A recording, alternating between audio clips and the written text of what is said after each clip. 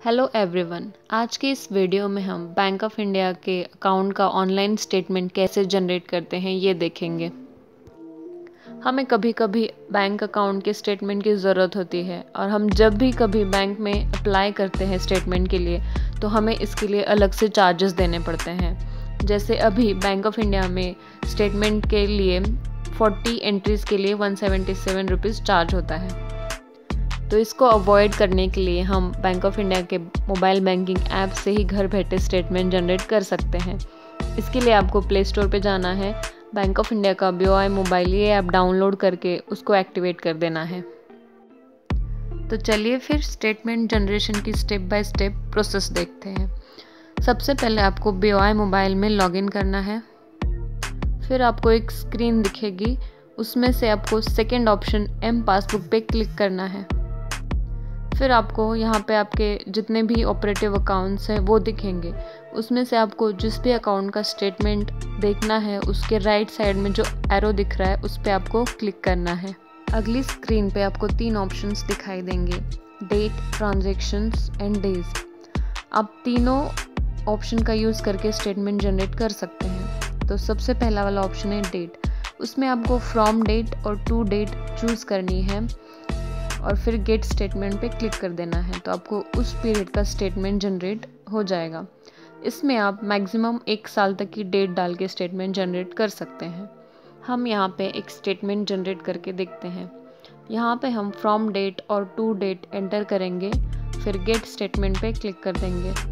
उसके बाद यहाँ पे एक स्क्रीन ओपन होगी जिसमें आपको ट्रांजैक्शंस दिखाई देंगे और सबसे नीचे यहाँ पे 3 ऑप्शन दिख रहे हैं, जनरेट PDF, ईमेल स्टेटमेंट और मोर। इस स्क्रीन पे उस पीरियड का पूरा ट्रांजैक्शन नहीं दिखेगा। अगर आपकी ज़्यादा एंट्रीज हैं तो आपको अगर सारे नीचे ट्रांजैक्शन देखने तो मोर पे क्लिक करके आप यहाँ पे देख सकते हैं। फिर अगर आप यहाँ पे जनरेट PDF पे क्लिक करते हैं तो वो जो स्टेटमेंट है वो PDF में जनरेट हो जाएगा और आपको एक डायलॉग बॉक्स दिखाई देगा जिसमें आपको वो PDF ओपन करने के लिए जो पासवर्ड आपको यूज़ करना है वो यहाँ पे डिस्प्ले होगा। उस पर आपको click okay to download PDF दिख रहा है। तो अगर आप इस पर ओके कर देंगे तो आपका जो स्टेटमेंट है वो PDF फॉर्मेट में डाउनलोड हो जाएगा। फिर यहाँ पे ऑटोमेटिकली एक ऑप्शन आएगा कि ओपन विद, आपको वो स्टेटमेंट किस में ओपन करना है। तो यहाँ पे हमने PDF व्यूअर में से उस स्टेटमेंट को ओपन कर लिया। तो यहाँ पे डायरेक्टली आपको पासवर्ड डालने के लिए एक स्क्रीन ओपन होगी। उसमें जो आपको पहले डायलॉग बॉक्स में पासवर्ड का कॉम्बिनेशन बताया था वो यहाँ पे आपको एंटर करना है। तो वो PDF फॉर्मेट में फाइल ओपन हो जाएगी। फिर सेकंड ऑप्शन है ईमेल स्टेटमेंट। अगर आप इस पर क्लिक करेंगे तो आपने जो स्टेटमेंट जनरेट किया है वो आपको मेल पे मिल जाएगा और आपको एक मैसेज दिखाई देगा कि statement successfully send to your mail ID।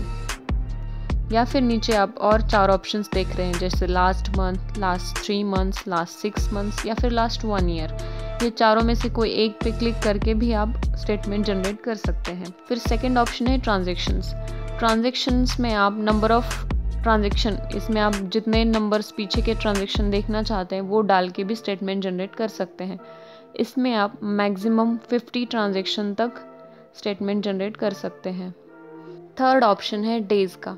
इसमें आप नंबर ऑफ डेज़ डाल के स्टेटमेंट जनरेट कर सकते हैं, पर मैक्सिमम 365 डेज़ तक ही आप इसमें स्टेटमेंट जनरेट कर सकते हैं। इस तरह से आप मोबाइल बैंकिंग से अपने सेविंग अकाउंट का स्टेटमेंट या फिर करंट अकाउंट का स्टेटमेंट जनरेट कर सकते हैं, वो भी विदाउट एनी एक्स्ट्रा चार्जेस। इसी तरह के बैंकिंग रिलेटेड वीडियोज़ के लिए इस चैनल को सब्सक्राइब कीजिए।